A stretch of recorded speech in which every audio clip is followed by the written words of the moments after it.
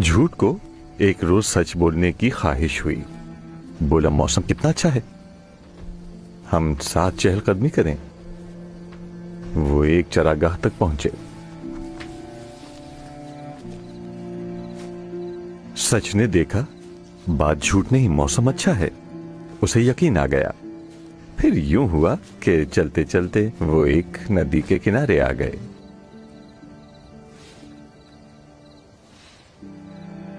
झूठ बोला, आओ देखो पानी कितना प्यारा है, शफाफ गर्म, आओ तैरते हैं। सच ने देखा झूठ अब भी सच बोल रहा है।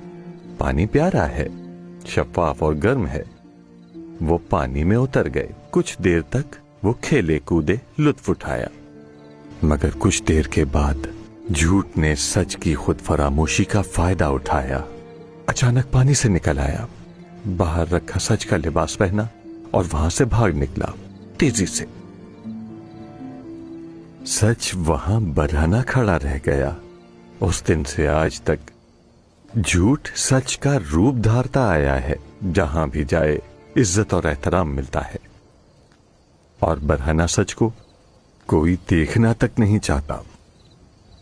उस दिन से आज तक सच उसी कुएं में चला गया, दुख से भरा, तने तन्हा।